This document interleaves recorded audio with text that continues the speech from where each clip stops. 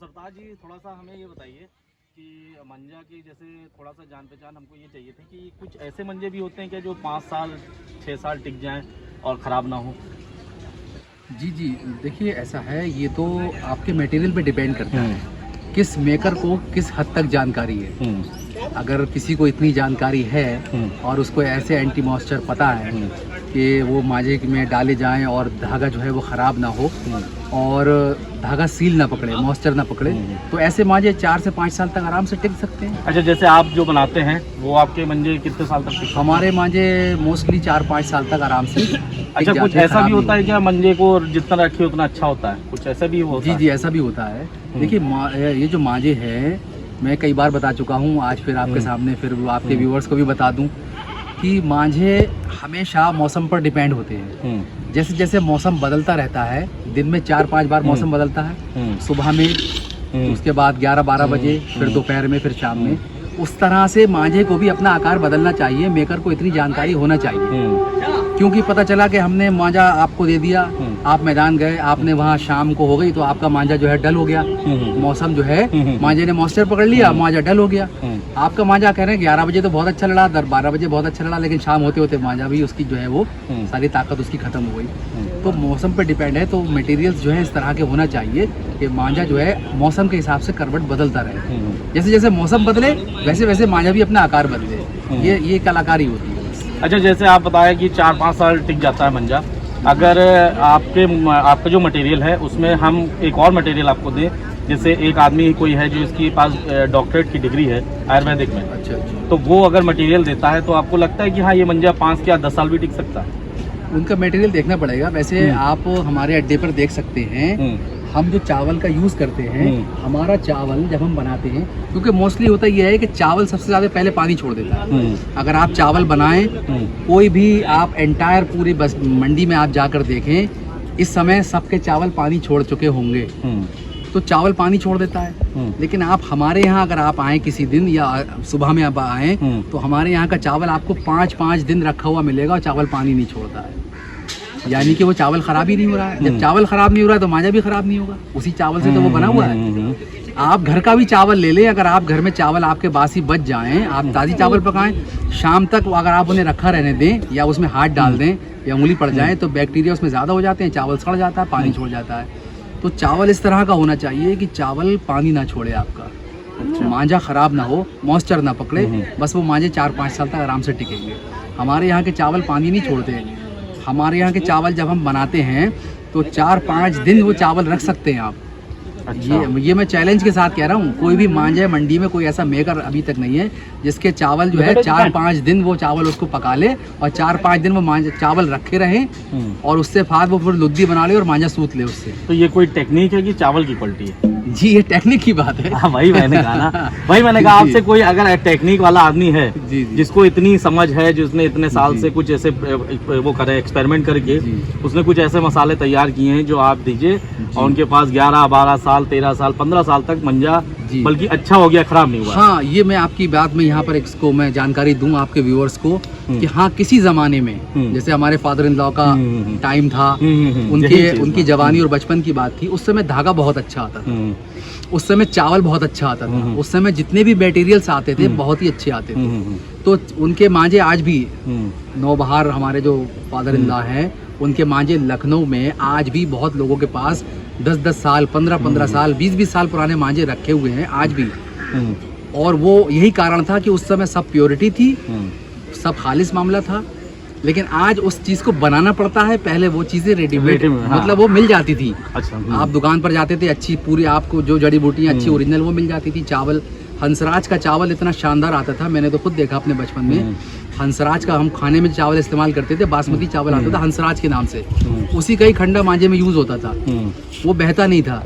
लेकिन अब क्या होता है कि अब वो सब चीज़ें नहीं है। अब तो चावल में जितनी बड़ी बड़ी मिल्स हैं उनको जब से पता लग गया है कि भी मांझे में जो है चावल यूज़ होता है, तो उन्होंने भी अपने रेट हाई कर दिए हैं। पता चला कि उस मिल के अंदर थोड़ी देर पहले बासमती चावल निकल रहा था, उसके बाद उन्होंने उसमें शरबती निकालने लगे, उसके बाद उन्होंने वो कुछ और भी निकालने लगे, तो सारा खंडा मिक्स होता रहता है। वो खंडा मिक्स हो गया, वो उन्होंने आगे मांझे वालों को बेच दिया।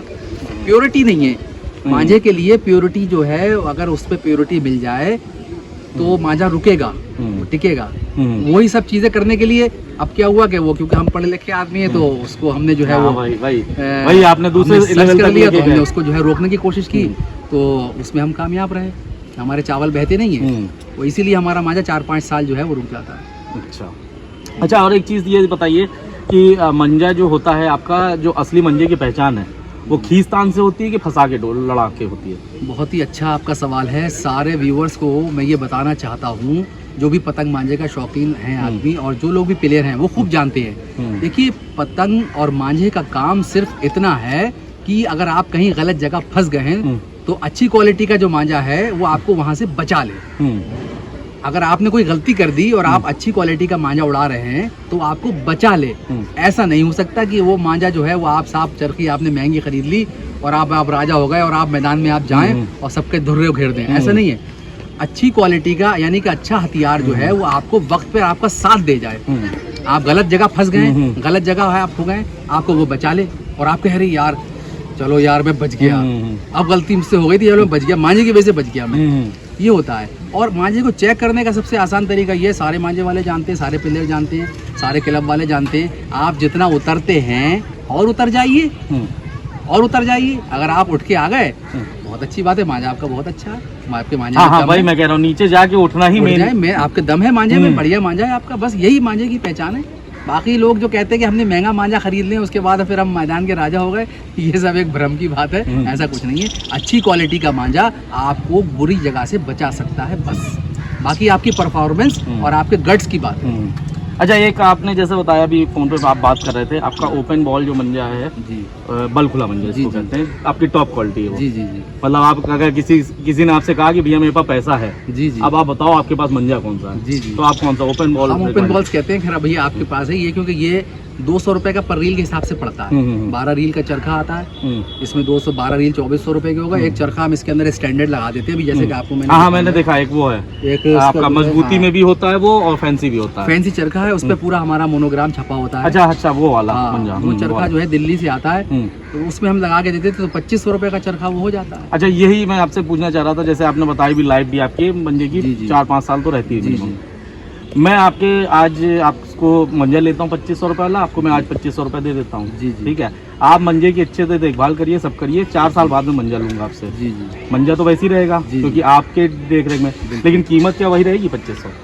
कीमत तो अभी आपने खरीद लिया है, वो तो आपका माल है, आपका माल है, आप उसकी केयर टेकर कर रहे हो, तो आप 5-4 साल जो अपना मेहनत लगाओगे आप उसका कुछ पैसा लोगे कि नहीं लोगे? हम तो बना के रख देंगे भाई, क्या करें। नहीं भाई, बना के तो रख दिया, लेकिन मौसम के अनुसार धूप दिखाना या कुछ वो करना, तो आप देखभाल जो कर रहे हो, कोई जरूरत नहीं पड़ती है, क्योंकि अच्छी क्वालिटी के बने हुए मांझों को आप देखिए मौसम पे डिपेंड करता है। मानो मिसाल के तौर पे आपने बहुत कोहरे में मांझा बनवाया, वो कोहरे के बने हुए मांझे अब आपको जाहिर सी बात है आपको निकालना है मार्च में। मार्च से आप निकालना स्टार्ट करेंगे। जनवरी फरवरी में आपने अगर कोहरे में बनवा लिया है, क्योंकि कोहरा पड़ता है, अक्टूबर में, नवंबर में, दिसंबर में, जनवरी में, फरवरी में, ये सब कोहरा ठंडे का मौसम है, इनमें बने हुए मांझे आप निकालिए मार्च में। उनमें स्टेबिलिटी आ जाएगी, ठहराव हो जाएगा, जो माल पकड़ना होगा डोर पकड़ लेगी, रख जाएगा वो। अगर अच्छी क्वालिटी के बने हुए हैं तब मैं बात कर रहा हूँ, वैसे तो ये नॉर्मली तो लोग बना ही रहे हैं। उसको आप मार्च में निकालेंगे, अच्छे वर्क करेंगे, वो अच्छा काम करेंगे। ऐसे ही मई जून के अंदर बहुत भयानक गर्मी पड़ती है, लूएं चलती हैं। इन क्वालिटी के बने हुए मांझों को, इस मौसम के बने हुए मांझों को आप निकालिए सर्दियों में, यानी कि अक्टूबर से निकालना शुरू करिए। अक्टूबर में गुजारा पड़ने लगता है, अक्टूबर नवंबर दिसंबर जनवरी फरवरी तक निकालिए। तो ये मौसम पे डिपेंड करता है, तो इस तरह के मांझे अच्छे चलते हैं। क्योंकि इधर क्या होता है, जब बहुत ज़्यादा गर्मी पड़ती है, मांझे में हम हाथ भरते हैं सूतने के लिए, तो इधर लेके गए, इधर फौरन वो सूख गया, कड़क हो जाता है, बहुत कड़क हो जाता है। उसके अंदर नमी बरकरार रखने के लिए लागत लगाना पड़ती है बहुत ज़्यादा। एक सब बोल आता है, मैंने देखा, तो उसमें सूखना पड़ता है। और उसमें क्या होता है, सर्दियों में वो सूखता ही नहीं है। इधर हमने हाथ भरा, वो सूख ही नहीं रहा है, हम जब हाथ वापस लेके आए वो फिर सिमट गया। यानी कि डोर इतना माल पीती है उसके अंदर सर्दियों में, जैसे कि गिलास में हम सुराख कर देते हैं, पानी भर रहे हैं, पानी नीचे से निकल रहा है, तो सर्दियों में कोहरों में सोते हुए मांझे का यही हाल हो जाता है। उस पर हम सूत रहे हैं, वो चढ़ी नहीं रहा है, सूत रहे हैं, चढ़ी नहीं रहा है, सूत रहे हैं, चढ़ी नहीं रहा है। 8-10 बार हो गया, फिर कहीं थोड़ी बहुत धूप निकली तो वो अपनी असली ग्रेस में आया। तो इस तरह के मांझे जो है फिर वो आपको मार्च में बहुत अच्छा काम करेंगे। मार्च में जन निकलने के बाद इधर को बहुत अच्छा काम करेंगे। तो छोटा सा फार्मूला यही है कि गर्मियों के, प्योर गर्मियों के, लुओं के, मई जून के सोते हुए मांझे आप इस्तेमाल करिए मार्च, इसमें अक्टूबर से लेकर और फरवरी तक, और इधर जो है वो अक्टूबर के सोते हुए मांझे, नवंबर दिसंबर के कोहरे के सोते हुए मांझे आप इस्तेमाल करिए इधर से मार्च से लेकर इसमें सर्दियों में, मतलब सर्दियों के सोते हुए मांझे गर्मियों में और गर्मियों के सोते हुए मांझे आप सर्दियों में इस्तेमाल करिए, अच्छी परफॉर्मेंस देंगे अगर वो अच्छी क्वालिटी के बने हुए हैं तो। अच्छा, एक चीज़ और ये बताइए कि जैसे इस काम में लगभग कितने लोग हैं यहाँ पे बरेली में, कितने लोग होंगे टोटल जुड़े हुए? देखिए हमारे यहाँ जो सबसे अच्छी मंडी कहलाती है वो जहाँ आप खड़े हैं हुसैनबाग बाग। नहीं, मतलब टोटल पूरे बरेली में? टोटल बरेली में लगभग मेरा अपना अंदाज़ा खुद का ये है कि लगभग 1,50,000 कारीगर हैं। 1,50,000 कारीगर हैं, और जिस हिसाब से चाइना चल रहा है जी, तो उस हिसाब से मेरे ख्याल से इन कारीगरों के इन लोग के पास और कोई काम भी नहीं है इसके अलावा।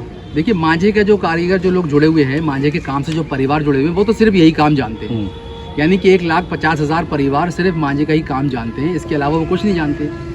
खुदा न खास्ता कहीं ऐसा होता है कभी कि चाइनीज़ मांझा हावी हो जाता है, इस तरीके से गवर्नमेंट इस पे आंखें मूंद रही है, क्योंकि आपने देखा, हमने और आपके बचपन में देखा कि सूती धागे मांझे से कभी कोई हादसे नहीं हुए। कोई नहीं हुआ सूती धागे मांझे से कभी कोई हादसे नहीं हुए। मेरे ख्याल से अभी लेटेस्ट 10-12 साल से जब से ये प्लास्टिक का मांझा आया है तब से ये हादसे शुरू हुए, क्योंकि ये टूटता नहीं है। हाँ, ये मैंने अपने गर्दन से खुद ट्राई किया था, 1 2 3 में नहीं, हमारा टूट गया। लेकिन चाइना को मेरी हिम्मत भी नहीं करनी कि गलती से दिखाने के चक्कर में ऐसा ना हो कि कटी जाए। जी। तो ये मैं कहना चाह रहा था कि अगर ये हावी होता है तो ये 1.5 लाख लोग तो बेचारे गए, इनके पास तो कुछ वैसे तो हम ऐसा होने नहीं देंगे। बहुत सारे हमारे पत्रकार बंधु नहीं, हम कहने का मतलब है जो इस समय छत से यूज कर रहे हैं जी, वो ये नहीं पता कि वो कितने लोगों की जिंदगी के साथ खेल रहे हैं। जो गया तो वैसे तो बहुत सारी धरपकड़ हुई है, बहुत सारे दुकानदार पकड़े गए हैं, बहुत सारे लोग पकड़े गए हैं, गवर्नमेंट ने भी काम किया है, पुलिस थानों में भी काम हुआ है, गली मोहल्लों में हमने और आपने भी लोगों ने जागरूकता फैलाई है, लोगों को रोका है कि प्लास्टिक का मांझा मत यूज करिए। लेकिन एक बात समझ में ये नहीं आती कि प्लास्टिक का मांझा आखिर उड़ क्यों रहा है। तो मैंने जहाँ तक अंदाज़ा लगाया, मेरी अपनी नॉलेज के हिसाब से प्लास्टिक का मांझा तब रुकेगा जब ऑनलाइन सेलिंग कंपनियां इसको बेचना बंद करेंगी। फ्लिपकार्ट और अमेजोन जैसी ऑनलाइन कंपनियां अभी भी इसको बेच रही हैं, लोग फ़ोन से ऑर्डर कर रहे हैं, उनके घर पे आ रहा है और वो छत से उड़ा रहे हैं। उन्हें ना दुकान पे जाने की ज़रूरत है, ऐसे कुछ मांगने की ज़रूरत है। कुछ नए लड़के भी आए हैं स्पीड में जो ऑनलाइन जो भी कंपनियां हैं जो इसको बेच रही हैं मांझे को, सिर्फ उन्हीं की वजह से अभी थोड़े बहुत जो है ये मांझा मार्केट में है। अगर ऑनलाइन कंपनियां फ्लिपकार्ट, अमेजोन या इसके जैसी जितनी भी कंपनियां हैं ये प्लास्टिक का मांझा अगर बेचना बंद कर दें। इससे पहले हमारे एक पत्रकार भाई आए थे, नौशाद अली, हरदोई के वो ब्यूरो चीफ हैं, हमने उनके सामने भी ये मुद्दा रखा है। हमने कहा कि आप अगर शासन प्रशासन तक ये आवाज़ पहुँचे कि ऑनलाइन सेलिंग कंपनियाँ अगर प्लास्टिक के मांझे को बंद कर देती हैं टोटली, तो समाज का, तो हम लोग जो समाज सेवी लोग हैं थोड़ा बहुत वो तो हैंडल कर ही रहे हैं, लेकिन अब हम किसी के घर में घुसकर तो उसको होम डिलीवरी तो नहीं रोक पाएंगे। तो भाई दुकान पे हम पकड़वा सकते हैं, पुलिस अपना काम कर सकती है, पुलिस पकड़ भी रही है। अभी हमारे बरेली में कई दुकानदार पकड़े गए और उन पर कार्रवाई हुई और वो जेल भी गए प्लास्टिक के मांझा, क्योंकि ये हार्मफुल है हर तरह से, पक्षियों से लेके इंसान से लेके हर तरह से। और सबसे बड़ी चोट जो है वो 1,50,000 जो मांझा मजदूर हैं जो अपने घर परिवार चलाते हैं, और पिछले 100 वर्षों से हम लोग काम कर रहे हैं सूती धागे मांझे से कभी कोई नहीं हुआ। देखिए सबसे बड़ा हब, सबसे बड़ी जो हब सिटी है पतंगबाजी की वो लखनऊ है। आप लखनऊ में देख लीजिए कोई हादसा नहीं होगा सूती मांझे से, सूती मांझे से आज तक कोई हादसा नहीं है।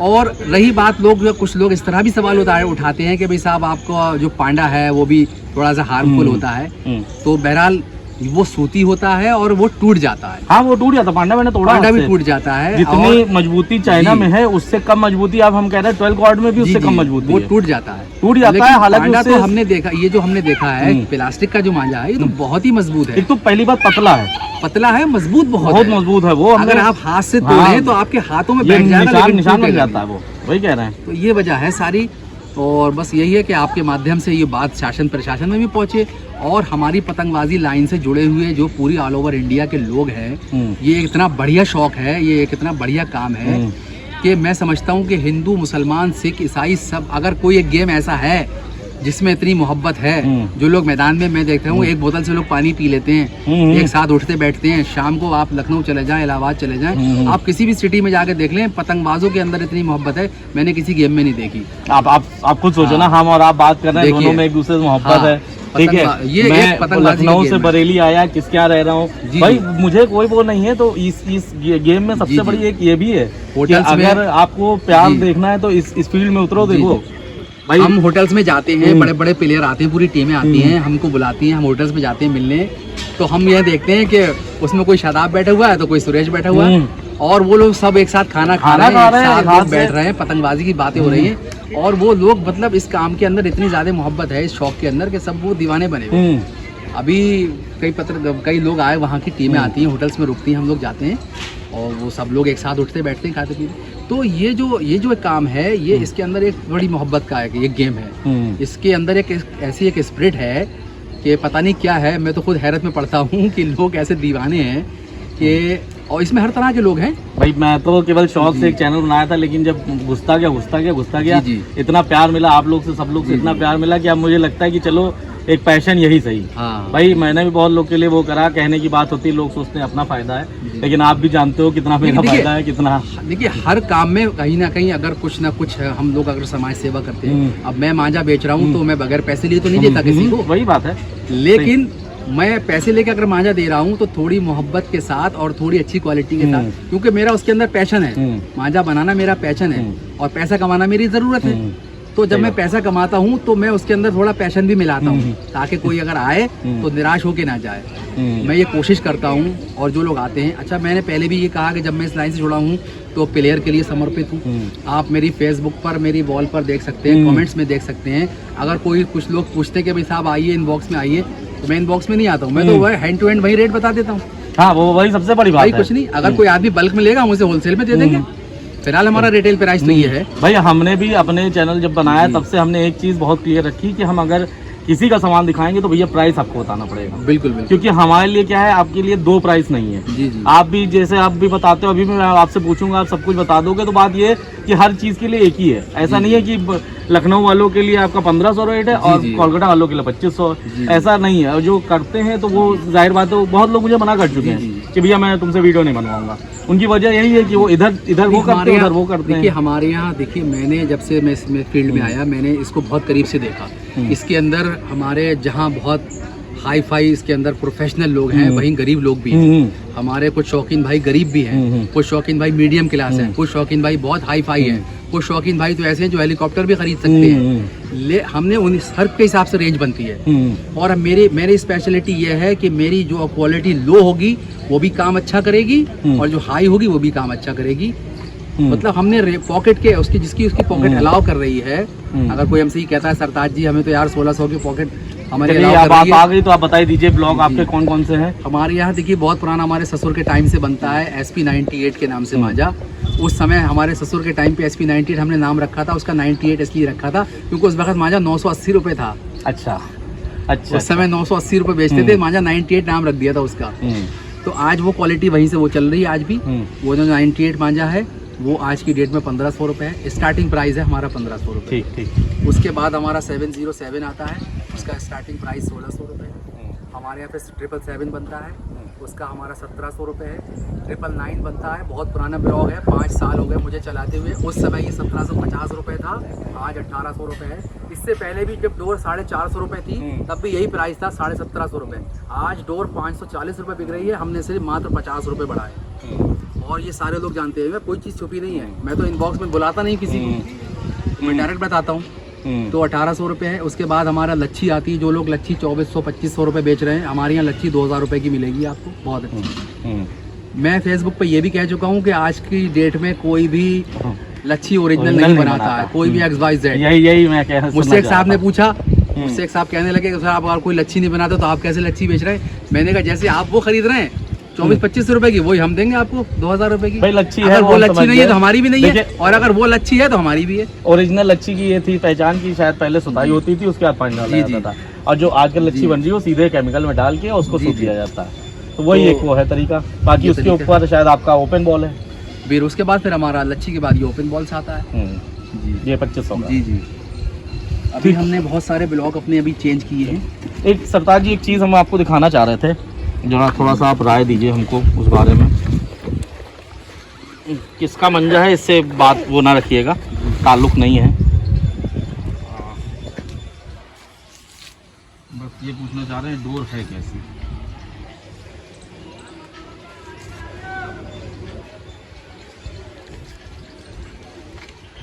इसमें वो कारीगर के मतलब नहीं है, आप बस डोर चेक करिए और बताइए कैसी है। ये लेवल तो इस पे उन्होंने 1 2 3 का ही लगाया है। डोर में उन्होंने कांटा ज़्यादा रखा है, मतलब एक इसको कहते हैं रफ एंड टफ, रूखापन है।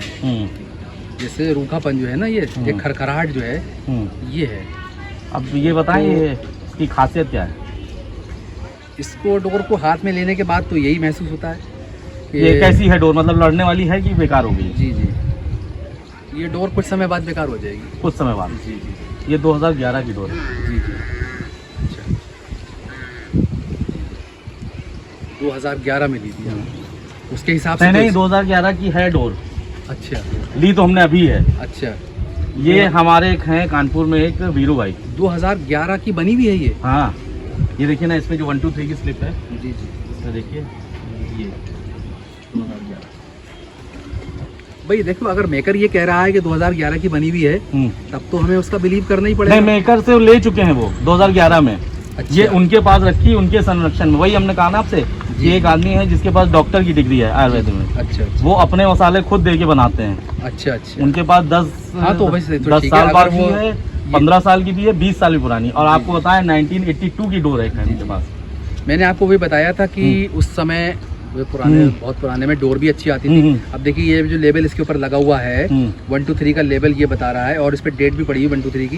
ये 4/2011 की है, तो यानी कि उस समय डोर अच्छी ही आती थी। और ये किसी ने बताया कि ये जो रैपर है ये भी 4-5 साल पहले आना बंद हो गया। जी जी जी। ये रैपर तो खैर आता है अभी भी हमारे पास है। हाँ, देखिए हमारे पास है ये। चलिए ठीक, ये इसी में बन के आती है और ये होता है पूरा। देखिए ये आपके पास सेम है, बिल्कुल सही।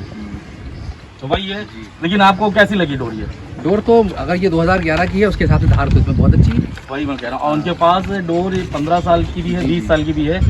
ये 2011 की बनी हुई है, तो ये इसके अंदर ऐसा महसूस हो रहा है कि ये बिल्कुल अभी बनी है। अभी बनी? हाँ, वही मैं कह रहा हूँ। और तो लेकिन ये है कि ये फंस के लड़ेगी। हाँ, धार अच्छी है इसके अंदर, धार अच्छी है, बिल्कुल बिल्कुल धार अच्छी है, इसमें कोई शक नहीं है, धार अच्छी है इसके अंदर। और 2011 की बनी हुई है और धार अभी तक बरकरार है, तो जाहिर सी बात है बहुत अच्छे मटेरियल यूज हुए इसके अंदर। वो तो बता रहे थे, उन्होंने हमको खिलाई भी थे, कुछ जड़ी बूटियाँ ऐसी खिलाई थी। जी हाँ, तो उन्होंने कहा जब इसको मैं डाल के सुतवाता हूँ तो फिर सोचो पकड़ कितनी मजबूत होती होगी। कुछ ऐसे आते हैं जो आयुर्वेदिक जड़ी बूटियाँ हैं, जिसमें मस्तगी तो खैर सभी को पता ही है, मस्तगी भी चुंगम हो जाती है, मुंह में आप डालेंगे चबाते रहेंगे मस्तगी हो जाती है। इसमें एक पंजा आता है, वो भी एक हाँ, एक क्या सालन पंजा, वही मैं सालन पंजा वो बता रहे थे कि मैंने बताया आपको। वो कह रहे थे सारा तो मैं नहीं बताऊंगा। जी जी। लेकिन एक उन्होंने बताया था सालन पंजा, जिसकी 1 किलो की कीमत करके उसका एक जड़ी बूटी आती है इतनी बड़ी, उसका ऐसे करके होता है, यानी कि मुर्गे के पंजे की तरह, पंजे के तरह होता है वो, बिल्कुल इतना बड़ा होता है वो, बिल्कुल इंसान का जैसे हमारा हाथ होता है ऐसी होता है, छोटा बिल्कुल। आप उसे देख के देखेंगे ये पंजा है, इसलिए उसको सालन पंजा ही बोलते हैं। अच्छा। वो भी बहुत अच्छी चीज़ है, काफ़ी महंगा होता है वो। 16,000 कुछ बता रहे थे, 16,000 काफ़ी महंगा होता है वो, करीब उसका यही रेट है 16-17 हज़ार रुपये किलो। और उसमें कई कलर क्वालिटी आती है, तो हम तो उसका चूरा लेते हैं। अच्छा। हाँ, क्योंकि वो साबुत तो बहुत महंगा पड़ता है, और वो जब टूट जाता है, क्योंकि हमें तो वैसे भी तोड़ना होता है, तो हम चूरा लेते हैं, तो वो चूरे में थोड़ा सा हल्का सा थोड़ा चीप पड़ता है। लाइए भाई 1 मिनट, इनका हम जो थोड़ा सा ब्लॉग अपना एक वो दे दीजिए।